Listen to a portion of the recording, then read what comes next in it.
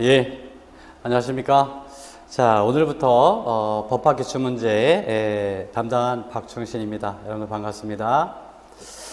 자, 모든 시험에서 여러분들 우리 선생님들 뭐 잘 아시겠지만 기출문제의 중요성이야 제가 더 첨언해 드릴 필요가 없죠. 그만큼 굉장히 중요합니다. 두 가지를 알 수 있죠. 어떤 거냐면 출제 논점이 뭐냐라고 하는 거. 네. 그래서 우리가 법학에는 상당히 많은 논점이 있는데 그 중에서 우리 임용고사에 출제될 수 있는 논점이 어떤 것인지를 알게 해주고요. 그 다음에 또 두 번째로 보게 되면 그 출제 난이도입니다. 그 출제 논점에 별로 난이도가 천차만별일 수가 있는데 이 기출문제를 보게 되면 출제 난이도가 어느 정도인지를 우리가 알게 해줍니다. 그래서 우리가 결과적으로 법학이라고 하는 방대한 영역에서 중요 출제 포인트를 찾고 그 다음에 그와 관련된 출제 난이도를 분석해서 우리 시험에 대비할 수 있도록 해주는 좋은 지침이 된다, 이런 점이 되겠습니다. 이런 차원에서 우리 기출문제를 검토하게 보게 될 텐데요. 역시 우리가 기본적으로 제가 썼던 방법인데 PPT를 좀 많이 활용해 보도록 하겠습니다. 교재는 아마 여러분들이 다 갖고 계시리라고 제가 생각이 들어요. 또 이미 법학에 대한 기본적인 소양은 다 갖고 계시리라 생각합니다만 우리 교수님, 우리 선생님들 중에서 아마도 작년에 좋은 성적은 거두셨지만 아쉽게 합격점에 이르지 못하시는 선생님들도 계실 거예요. 그런 분들을 대비해서 우리가 그동안에 우리가 휴식기가 있었기 때문에 그와 관련된 우리 정답을 도출해내는 필요한 그 전제 지식을 우리가 간단히 한번 살펴보는 시간을 갖도록 이렇게 하겠습니다. 그래서 기본적으로 문제별로 그 문제를 정답을 도출해낼 수 있는 기본 이론을 좀 공부해 보고 그래 문제를 검토해 보면서 우리 함께 정답을 도출하는 이런 과정으로 수업을 진행할까 합니다. 자, 첫 번째 시간은 우리가 법학은 뭐 잘 아시겠지만 법학의 기초 이론, 그 다음에 민법, 그 다음에 헌법, 행정법, 형법, 형사소송법, 그리고 경제법과 노동법 이렇게 구성되어 있지 않습니까? 그래서 첫 번째 시간은 법학의 기초 이론 이 부분으로 정해놨어요. 문제 기출문제 보니까 그동안에 2002년부터 작년까지 그 문제를 제가 구성했는데요. 오늘 공부할 문제는 총 8문제가 되더라고요. 네, 그래서 그 8문제에 대해서 우리가 한번 정답을 도출해 볼 텐데요. 제가 앞서 드렸던 말씀대로 그 문제를 정답을 도출할 수 있는 기본 전제, 기본 지식을 우리가 한번 확인해 보는 그런 시간을 먼저 갖도록 하겠습니다. 자, 그러면 여러분들 자료에 보시게 되면 우리 기출문제를 갖고 있는데 첫 번째가 법의 의의와 이념이라는 부분이에요. 그래서 우리 먼저 논점을 먼저 살펴보게 되면 첫 번째로 그 법과 도덕을 구별할 수 있어야 되겠다라고 하는 부분이 되겠고요. 그 다음에 두 번째가 법의 이념, 3대 이념이 있지 않습니까? 그 이념을 정확히 우리가 이해해 보자라고 하는 것이고, 그 다음에 법은 다양한 방식으로 분류할 수가 있어요. 그래서 그 분류 개념, 물론 이것이 아주 중요한 시험 문제는 아닙니다만 그래도 또 기출문제가 있으니까 확인해 보도록 하겠고요. 그 다음에 좀 어렵게 나오는 문제가 법의 적용과 해석이라는 부분입니다. 제가 테마 강의에서도 제가 이 부분은 제가 말씀드린 바 있는데 이번 시간에도 다시 한번 이해 필요한 기본 개념들을 한번 정리해 보도록 하겠습니다. 마지막으로 이제 법률 관계인데요. 이 법률 관계는 권리 의무 관계가 돼요. 그래서 권리가 뭐고 의무가 뭔지, 그리고 이와 비교되는 개념으로서 뭐 권한이라든지 권능이라든지 이런 개념들도 우리가 한번 살펴보는 그런 시간 갖도록 하겠습니다. 자, 첫 번째 법과 법의 의의라는 파트인데요. 그 1번 문제가 다음 글에서 괄호 안에 기업과 니은에 해당되는 개념을 순서대로 쓰시오라고 하는 부분이었어요. 이 문제는 나중에 다시 한번 우리가 살펴보기로 하겠습니다만 법과 도덕의 차이점을 이해하고 있느냐 이걸 묻는 문제였어요. 그래서 우리가 전제로 법과 도덕의 기본적인 차이점을 한번 이해해 보도록 하겠습니다. 법과 도덕이 기본적으로 사회 규범이라고 하는 점에 있어서는 동일합니다. 다만 차이점이 있다면 법은 국가와 권력에 의해 강제되는 사회 규범이고, 그러니까 국가와 권력에 의해서 강제력이 있다라는 점이 특징이 되는 거죠. 반면에 도덕이라고 하는 것은 사람이 사회생활을 영위함에 있어 마땅히 지켜야 할 행위나 도리가 되는 규범이다. 자, 그렇기 때문에 법적 강제력이 뒷받침되지는 않는데 그럼에도 불구하고 사회가 유지하기 위해서는 필요한 규범이 되는 것이다. 이렇게 보실 수 있겠습니다. 자, 세부적으로 봤을 때는요. 예, 이런 도표를 여러분들 대부분 다 알고 계실 거예요.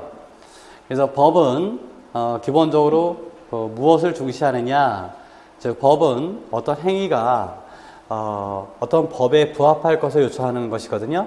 그래서 행위라고 하는, 또 행위의 결과라고 하는 이걸 중시합니다.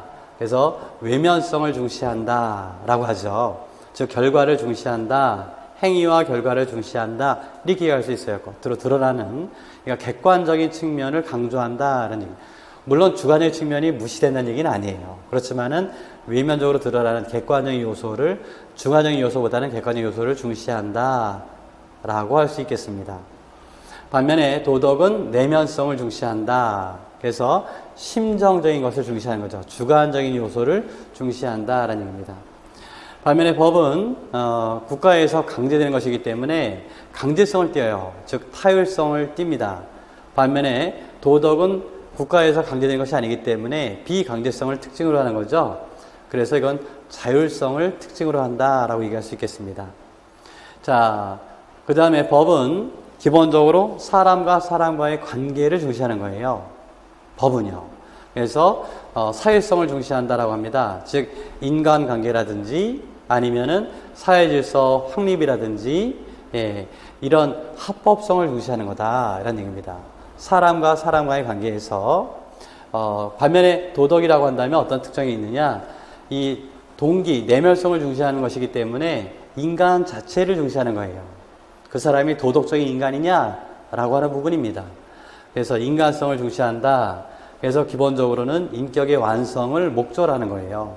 그 사람이 도덕적인 성품을 갖고 있느냐 이런 부분이기 때문에, 그래서 이것은 법이 합법성을 중시한다면 도덕은 도덕성을 중시하게 된다는 얘기죠.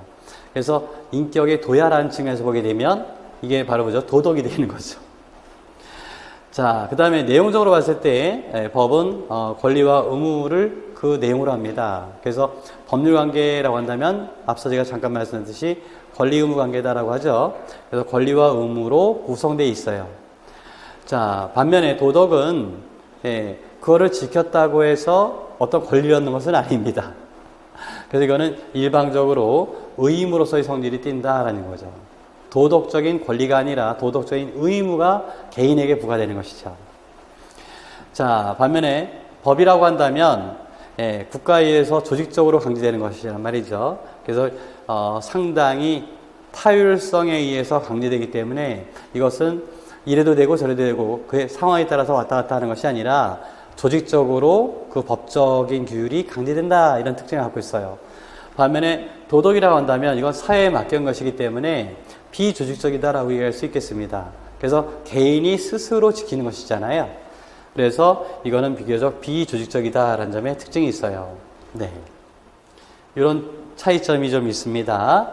자, 이걸 전제로 해서 우리가 이제 문제를 본다면, 제가 모든 문제를 이렇게 PPT로 올려놓지는 않았어요. 여러분들 자료에 보시면 요 1번 지문이 상당히 길죠? 그래서 그 중에 핵심만 제가 잠깐 뽑아봤는데, 법은 인간의 외적 행위에 관심을 두고 그것을 규제 대상으로 삼는 규범입니다.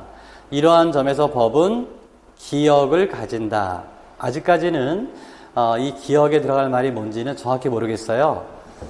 다만 외적 행위에 관심을 둔다는 점이 하나의 단서는 될 것 같습니다. 반면 도덕은 인간의 내적 심리에 관심을 두고 그것을 규제 대상으로 삼는 규범이다. 자, 중간 생략했고요. 라드부르흐는 또 역시 중간 생략하고 법의 무엇과 도덕의 내면성의 구별을 유지하였다. 여기 이제 상대 개념이 나왔죠. 도덕의 내면성과 상대적인 개념으로 법은 어떤 특징을 갖고 있느냐 이거잖아요. 그래서 본다면 내면성에 대비되는 개념은 뭐가 될까요? 예, 외연성이 되겠죠. 네, 뭐 어렵게 답을 고를 필요는 없습니다. 여기도 보게 되면 외적 행위에 관심을 뒀다, 행위와 결과에 관심을 뒀다라고 하는 점인데, 그렇게 본다면 외연성이라는 말을 우리가 쉽게 찾아낼 수 있을 것 같습니다. 법은 행위가 규범에 합치할 것을 요구한다. 이런 점에서 법은 무엇을 요구한다? 규범에 합치할 것을, 무엇이? 행위가. 자, 그럼 이거 어떻게 표현할 것이냐인데, 분명히 상대 개념이 나옵니다. 칸트는 법은 니은을 요구하지만 도덕은 도덕성을 요구한다. 그러면 도덕성과 대비되는 개념으로서 법이 요청되는 것은 뭐죠? 합법성이지 않습니까?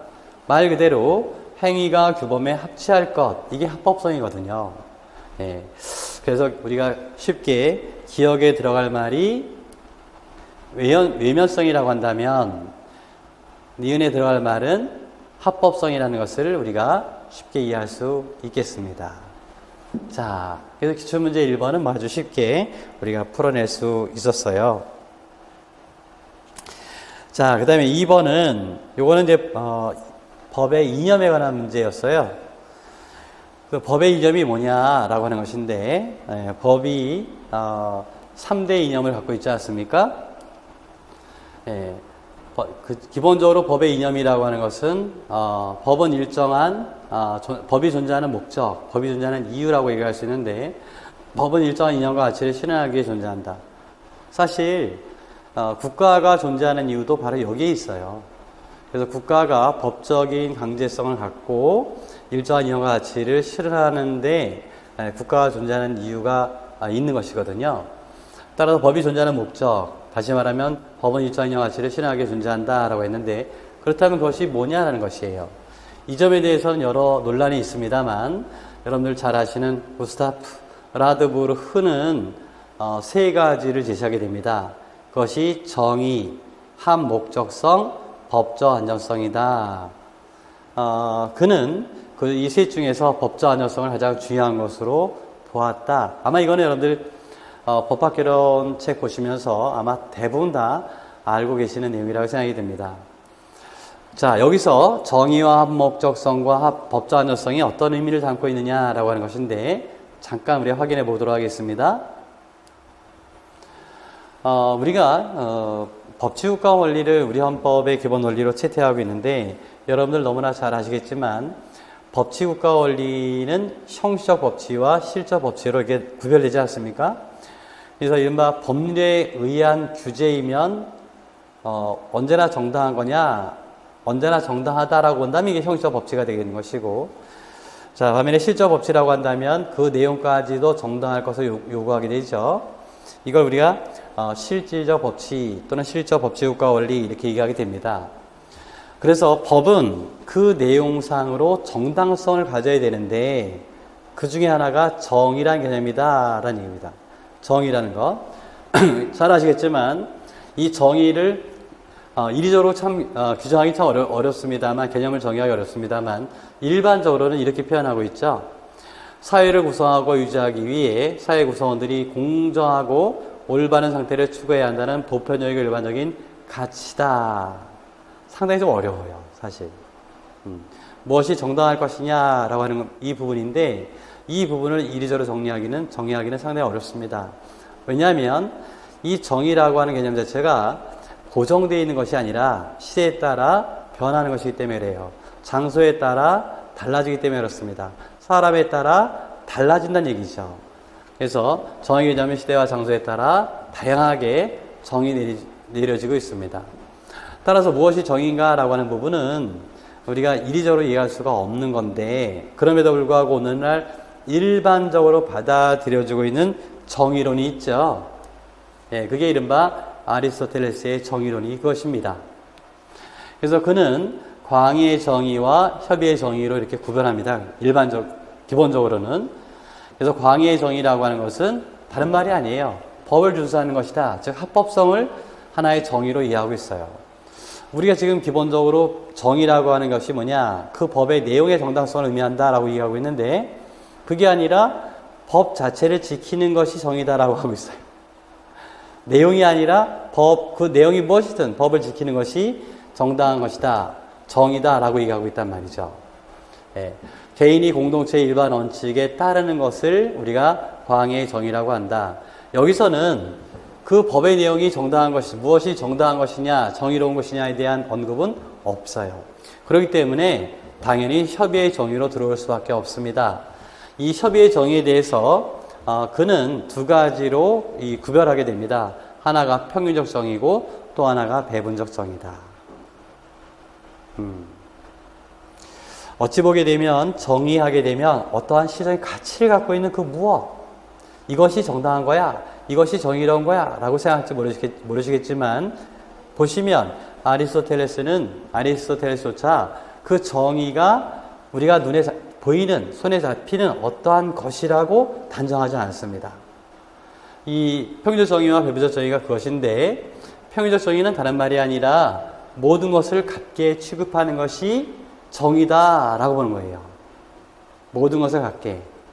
예, 우리 이 부분을 평등 개념으로 정리해보자면 절대 평등으로 정의할 수 있어요. 이걸 우리가 평균적 정의라고 한다. 모든 것을 같게 취급해야 된다는 개념으로 이해한다. 그러니까 모든 것을 같게 같은 내용으로 규율해야. 그래서 이게 이른바 차별의 금지 아니겠습니까? 어떤 것도 차별하지 않는 게 그게 정의다. 이게 평균적 정의다라는 얘기입니다. 그 내용이 무엇이냐가 아니라 그 내용이 우리가 실적으로 이것이 정의예요. 어떤 거에 부합하는 게 정의예요. 라고 하는 개념인데 그 정의를 평균적 정의적 시각에서 봤을 때는 이렇게 본다는 거죠. 어떤 것도 차별이 없는 것이 정의다라고 본다는 말이죠. 반면에 배분적 정의는 그렇게 보지 않습니다. 자, 달리 취급하는 것, 다시 말하면 차별 취급을 허용하는데 평균적 정의에서 봤을 때는 같은 것은 같게 다른 것은 다르게 하는 것도 차별이에요. 이거는 정의가 아닙니다. 근데 배분적 정의론의 입장에서 봤을 때는 그렇지, 어떻게 모든 것을 똑같이 처우할 수 있을까? 법이 모든 사건을 동일하게 규율할 수 있을까라는 점에 근본적인 의문을 갖고 있는 것입니다. 그래서 배분적 정의론에 있어서는 그렇다면 같은 것은 같게 취급해 줘야 되고 다른 것은 달리 취급하는 것이 그것이 곧 정의가 아니겠느냐라는 것이죠. 차별이 있다고 해서 정의롭지 않다라고 얘기할 수는 없다. 다만 그 차별에 정당한 이유, 합리적 이유가 있다면 허용해야 될 것이 아니냐, 이런 시각이 되겠습니다. 그러한 평등을 우리는 상대적 평등이라고 이름하고 있는 것입니다. 우리 헌법 11조에서는 평등권을 규정해놓고 있는데요. 헌법재판소의 교는 시각은 우리 헌법상 11조에 규정하고 있는 평등을 이렇게 보는 것이 아니라 이 아래 것으로 이해하고 있어요. 상대적 평등으로 보고 있습니다. 자, 따라서 이 상대적 평등의 문제는 뭐냐면 이런 거다. 같은 것은 같게, 다른 것은 다르게.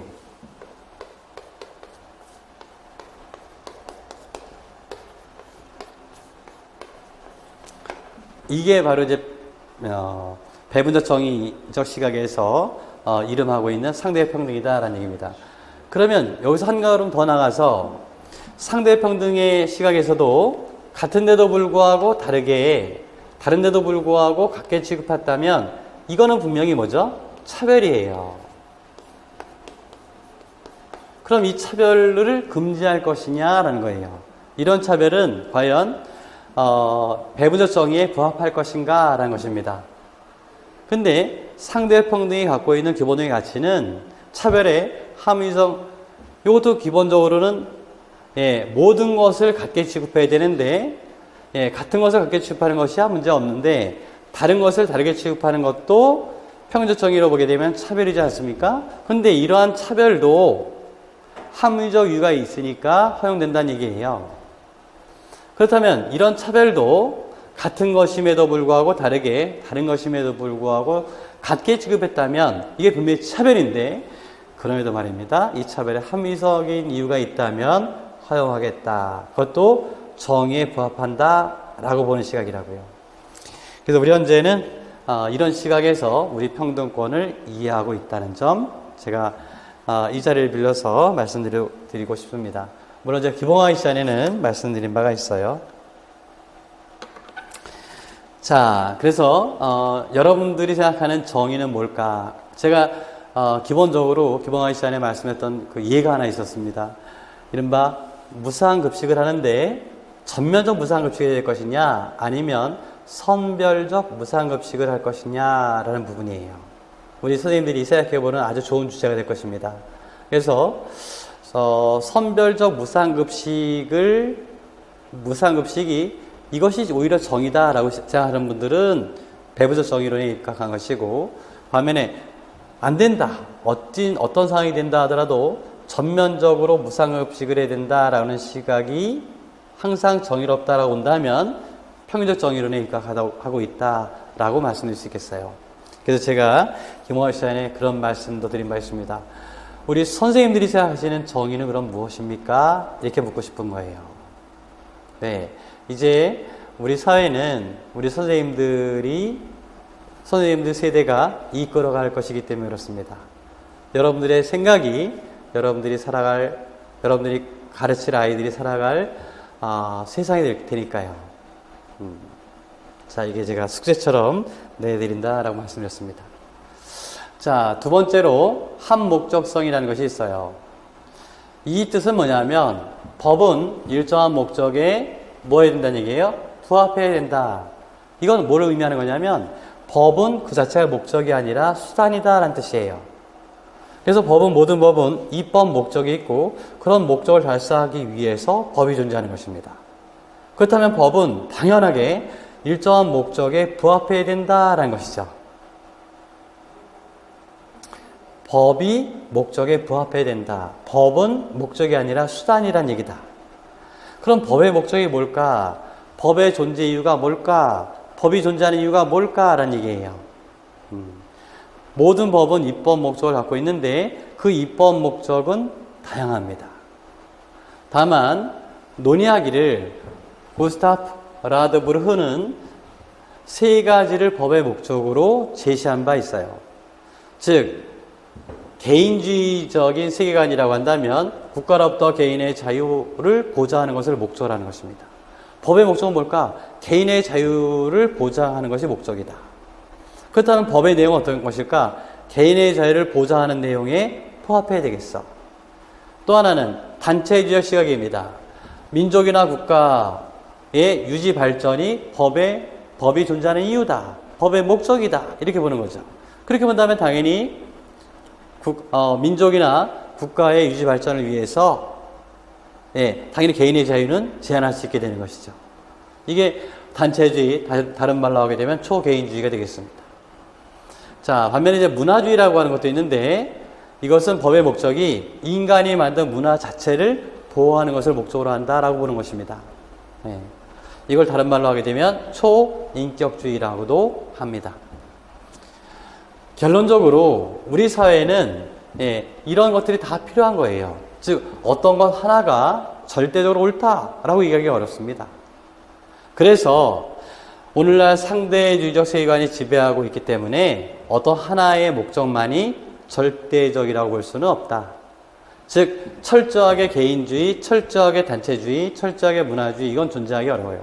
결국 개별 법률들이 일정한 목적을 갖고 있는데 경우에 따라서는 개인의 자유를 보장하는 것을 목적으로 하는 법도 있고, 반면에 국가의 안전, 영토의 보존을 목적으로 하는 법들도 있는 것이고, 어떤 문화의 존속을 보호하기 위한 목적을 갖는 법률도 있는 거다. 그렇게 본다면 그러한 입법 목적에 부합하도록 법의 내용이 만들어져야 되겠다. 이게 한목적성이에요. 이해하시겠죠? 그 다음에 세 번째로 법적 안전성입니다. 우리가 법의 지배를 다른 말로 하게 되면 법치국가를 다른 말로 하게 되면 법의 지배라고도 하는데요. 법의 지배 이전의 시대를 우리가 뭐라고 하느냐? 사람의 지배, 인의 지배라고 한다고요. 인의 지배의 특징은 자의적 지배란 말입니다. 그래서 이런 자의적 지배로부터 지배하에서 국민의 자유와 권리가 무참히 국가 권력에서 짓밟혔단 말이죠. 그래서 결국 시민혁명을 통해서 근대 국가가 만들어지게 된 것입니다. 자, 그렇기 때문에 법적 안정성을 확보하기 위해서 법치국가 원리는 다양한 요소를 구성하게 돼 있어요. 그래서 기본적으로 그 법의 내용은 명확해야 되겠다. 즉 법의 내용을 수범자가 예측할 수 있어야 되겠다. 그 다음에 법은 함부로 변경돼서는 안 되겠다. 또 법은 현실적으로 실현 가능해야 되겠다. 법은 청사진이 아니라 실제로 실현할 수 있는 내용을 담아야 되겠다. 그 다음에 법은 일치성, 제가 이름을 일치성이라고 얘기했는데요. 다른 것이 아니라 법의 내용이 국민의 의식과 일치해야 된다 이런 얘기예요. 만약에 국민적인 정서와 괴리된 법률이 규정되어 있다면 그 법은 규범력이 떨어질 수밖에 없어요. 아이들이 정말 게임을 좋아하는 아이들이 있는데요. 그 아이는 게임을 너무너무 좋아합니다. 자, 그런데 부모님께서 또는 선생님께서 너 게임 절대 하지 마 라고 한다면 그 절대 하지 말라고 하는 그 부작의 의무가 그 아이에게는 큰 규범력을 얻기가 어렵다는 얘기입니다. 그가 그걸 지킬 수 있느냐? 지키기 어려워요. 그러니까 그런 지키기 어려운 의무를 부과하고 지키지 않았다고 해서 규제를 합니다. 너 엄마가 하지 말라 그랬잖아. 그죠? 너 선생님이 하지 말라 그랬잖아. 근데 왜? 이렇게 얘기합니다. 만약에 그것이 국가적 강제력이 뒷받침되는 법률의 내용이라고 한다면 국민이 지키기 어려운 내용을, 즉 국민적 정서와 괴리되어 있는 법을 규정한다면 그 법은 규범으로서의 가치가 떨어져요. 안 지킵니다, 사람들이. 그래서 나온 게 바로 이 일치성 문제예요.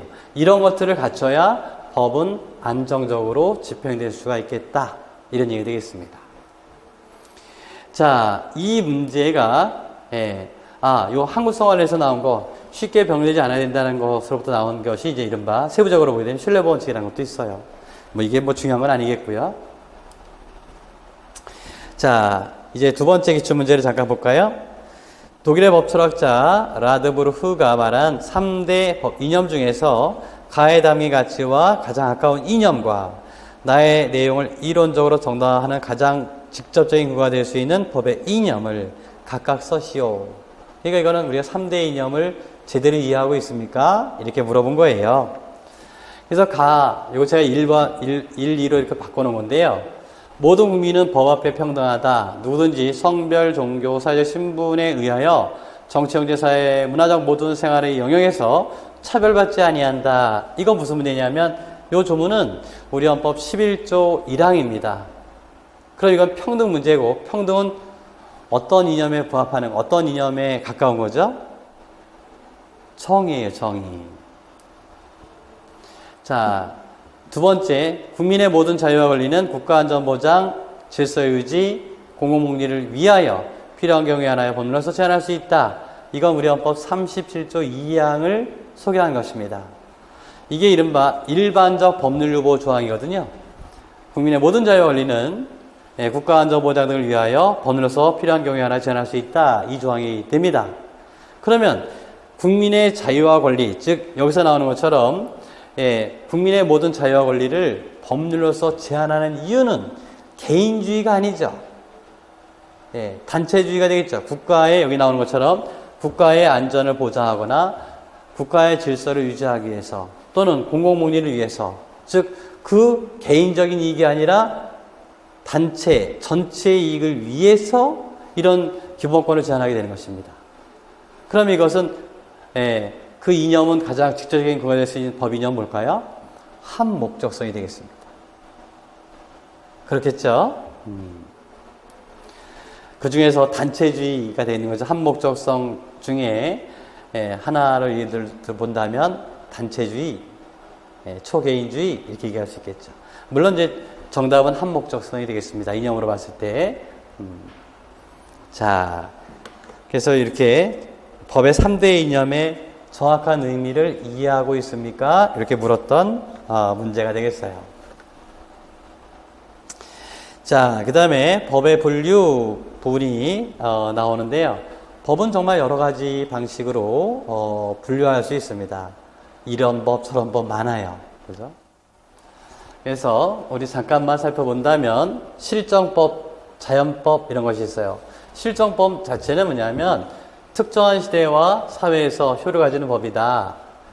쉽게 말하면 실정화된 법이다 라는 뜻이에요. 그래서 이거는 되게 성문법, 어떤 특정한 국가가, 특정한 시대에 특정한 국가가 특정한 권위에서 만든 법을 말합니다. 실정법은. 그렇기 때문에 특정한 시대와 사회에서만 효력을 갖게 되는 거예요. 반면에 구별 개념으로서 자연법이라고 한다면 모든 시대와 장소에 적용될 수 있는 법이다 라는 얘기입니다. 이른바 만고불변의 이런 개념이 되는 거죠. 자, 그 다음에 성문법과 불문법인데, 성문법은 일정한 절차에 따라 문자로 만들어진 성문화된 법을 말하는 것이고, 반면에 불문법은 문자로 만들어지지 않은 법을 말합니다. 여기에는 관습법도 있고, 그 다음에 우리는 채택하고 있지 않습니다만 판례법도 있고, 그 다음에 조리도 있어요. 근데 우리는 기본적으로 관습법과 조리가 여기에 해당된다 이렇게 볼 수 있겠습니다. 자, 그 다음에 국내법도 있고 국제법도 있습니다. 그래서 국가 안에서 인정되는 법을 우리가 국내법, 반면에 국가 간의 권리 의무와 관계를 규율하는 법을 국제법이라고 하죠. 이거야말로 뭐 어려움이 없습니다만 여기서 구별되는 개념이 하나 있어요. 이 실정법은 그래서 국가에서 제정된 법이 됩니다. 이 국제법관에서 보게 되면 섭외사건의 준거법 등을 규정한 국제사법과 구별하라 이렇게 제가 소개해놨는데 이 얘기는 무슨 얘기냐면 국제적 문제, 예를 들어서 우리나라 사람이 프랑스 사람과 결혼했는데 만약에 이 둘이 이혼을 한다 그러면 우리나라 법에 따라서 이혼해야 되는지 아니면 프랑스 법에 따라서 이혼해야 되는지를 정하는 법이 필요하겠죠. 그런 법을 우리가 국제사법 또는 섭외사법이라고도 해요. 정확한 명칭은 이제 국제사법이 됩니다만 이런 법을 우리가 쉽게 말하면 어떤 국제적 분쟁에 있어서 국제적인 사적 분쟁에 있어서 그 분쟁을 해결하기 위한 준거법이라고 하거든요. 그런 준거법을 정하는 법을 그죠? 어떤 법을 적용할 것이냐? 이것을 우리가 국제사법이라고 하게 됩니다. 그래서 이건 개인과 개인 간의 관계를 정하는 법이긴 하지만 그 사람이 우리나라 사람과 외국 사람 또 우리나라 사람이 외국에 소유하고 있는 토지 이런 부분들에 대한 다툼을 해결하기 위한 그 근거법이 뭐냐 이 얘기거든요. 따라서 그런 점에서 보게 되면 국가와 국가 간의 법률 관계를 규율하는 법을 우리가 국제법이라고 하니까 이런 점에서 분명히 차이가 있다는 것입니다. 그 외에 이제 공법과 사법이 있고요. 이 공법과 사법은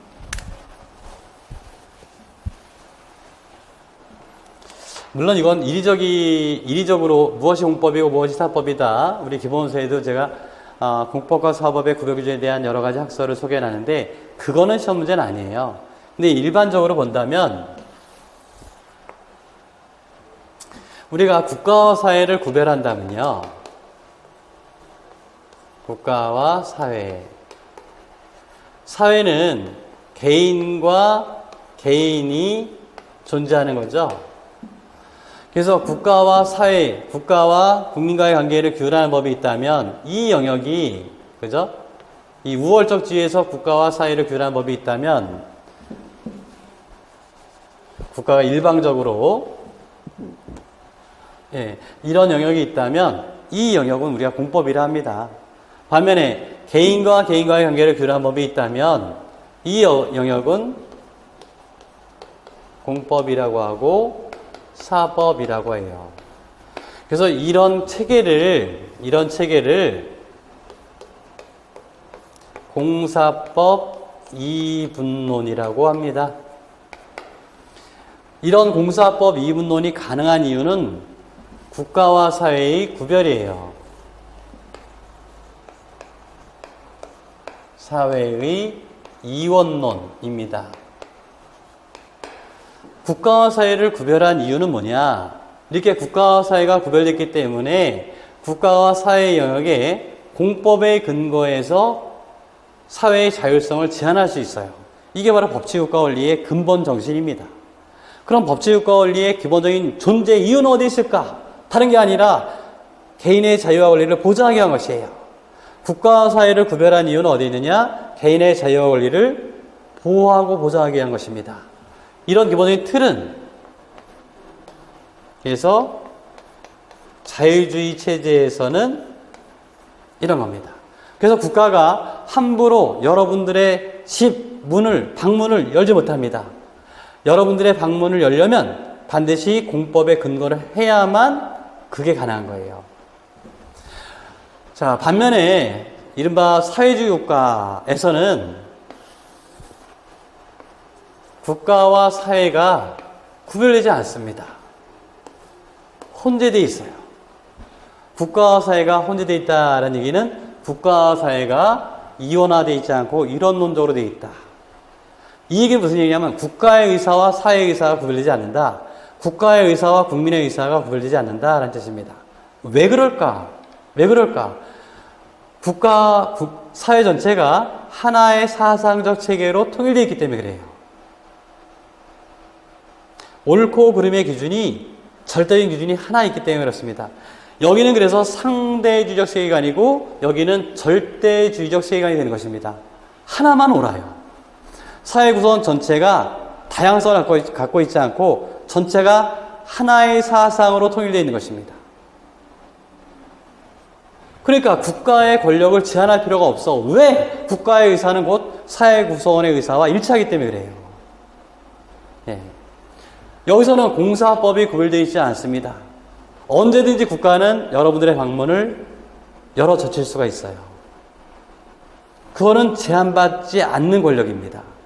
왜? 국민의 의사와 국가의 의사가 일치하기 때문에 국가 권력을 제한한다는 것은 곧 국민의 의사를 제한할 꼴이 되는 것입니다. 자기 모순이에요.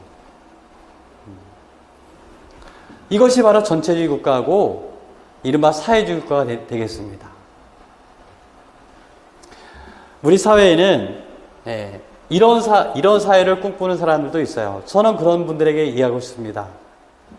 그러면 당신의 자유부터 국가에 반납하라 라고 하고 싶어요. 그렇지 않습니까? 나의 자유부터 반납하라 이런 얘기입니다. 근데 그들은 뭐라고 하느냐면 나는 사상의 자유가 있다라고 주장합니다. 그러니까 내가 우리 국가가 추구하는 기본적인 가치를 전복시키려고 한다 하더라도 내 자유는 충분히 보장받아야 돼. 그가 꿈꾸는 사회는 이런 사회인데도 말이죠. 모순이죠. 자, 이게 공법과 사법을 구별하는 이유입니다. 우리는 철저하게 이런 국가와 사회가 엄격하게 분리되어 있는 이런 국가는 아니에요. 왜냐하면 우리는 사회법이라고 하는 것을 인정하고 있습니다. 이게 우리 마지막 공부하는 사회법 영역이에요. 왜 그러냐면 근대 국가 시대에서 있었던 철저한 자유주의 국가 체제에서는 국가가 함부로 사회에 개입하면 안 돼요. 그러나 우리 이미 알고 있어요. 우리 인류는 자유주의가 갖고 있는 문제점도 알고 있습니다. 그저 낭만적 자유주의가 아니라 이 자유는 가치 있는 것이지만 동시에 문제점은 있다는 것을 알고 있어요. 누가? 우리 인류는 다 알고 있습니다. 그래서 이런 자유주의 폐해로 빈부의 문제가 발생하는 것도 알고 있습니다. 그것은 정의롭지 못한 거죠. 그건 정당하지 않습니다. 그래서 우리는 사회국가 원리를 반영하고 있는 것이고 그래서 개인 간의 관계에 국가가 개입하는 법이 인정되는 것입니다. 그게 사회국가 원리의 채택이에요. 그래서 우리 현행헌법을 현대 사회국가헌법이라 하는 이유가 바로 여기에 있는 것입니다. 즉 자유에 의해서 해결할 수 없는 문제점이 발생했을 때 그것을 국가가 규제할 수 있는 권한을 우리 헌법은 국가기관에게 부여했단 말이에요.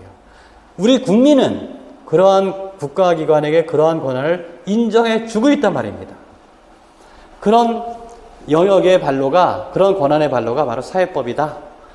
예를 들면 경제법, 공정거래법이 왜 필요하냐, 그죠?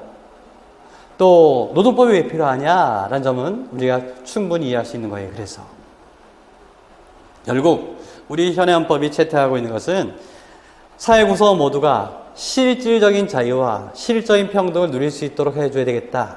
이게 우리 국민들의 합의라고요. 우리 현행법에 담겨있는 합의라고요. 우리 그렇게 살자. 누구 하나 잘 살고 누구는 못 살고 이런 것이 아니라 정말 우리 사회 구성원들이 모두 다 실질적인 자유와 평등을 누릴 수 있는 그런 사회를 만들어 놓고 살자. 그게 우리 헌법에 담겨있는 정신이라고요. 예. 자, 그 다음에 실제법과 절차법이 있죠. 뭐 잘 아시겠지만 법률관계, 즉 권리 의무의 발생명령 소멸, 일부가 권리 의무의 변동을 정한 법이라고 하는데 이걸 실제법이라고 하고, 반면에 절차법은 그러한 권리 의무를 실현한 절차를 위한 법을 절차법이라 합니다.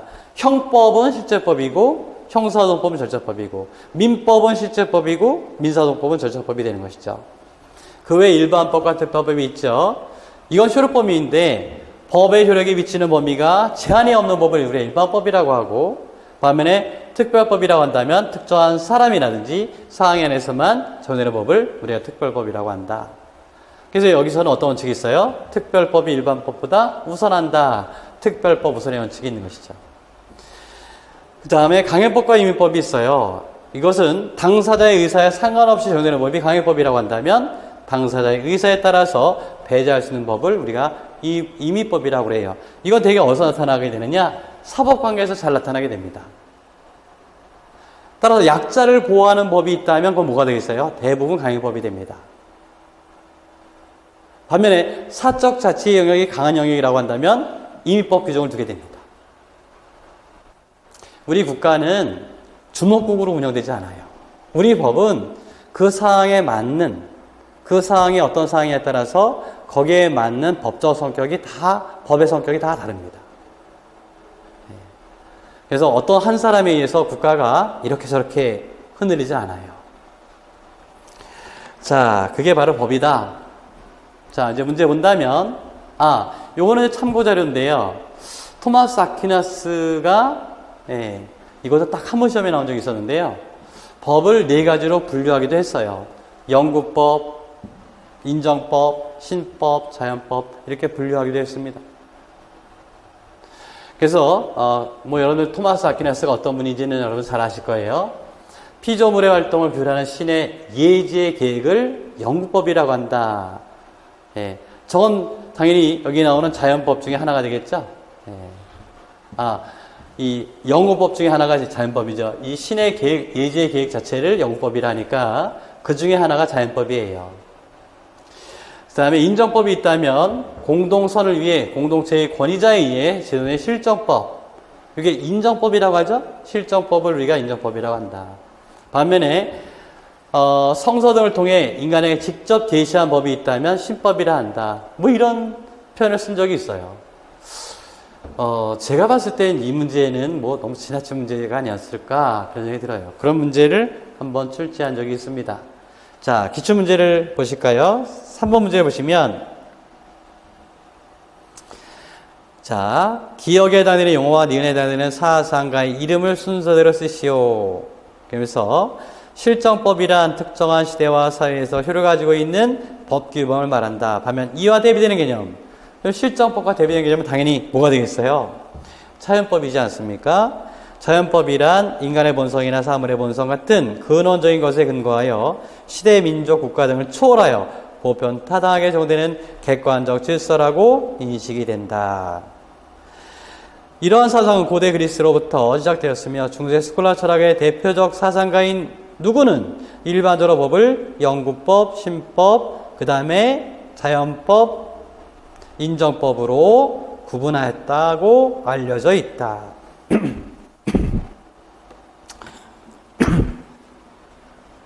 자, 그래서 기억에 들어갈 말은 자연법이고 니은에 들어갈 말은 토마스 아퀴나스라는 것을 우리가 알게 되는 거죠.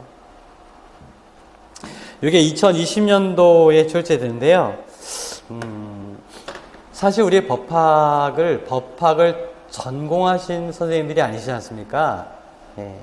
물론 이게 상식적인 측면에서, 즉, 저는 그렇게 생각합니다. 법학은 사실 전문 분야예요. 저는 우리 선생님들 다 아시겠지만, 그러니까 이거는 전문가적 수준에서 요구하면 안 됩니다. 근데 법학을 우리 임용고사의 과목으로 넣었다는 얘기는 적어도 우리 사회를 규율하고 있는 법의 기본적인 정신이라든지 그 다음에 꼭 알아둬야 될 만한 기본적인 개념 정도는 물어볼 수가 있지만 그렇다고 해서 예, 이 정도까지는 아닌 것 같습니다. 참고 제가 보기엔 썩 좋은 문제가 아니라고 생각이 들어요. 이런 문제는요.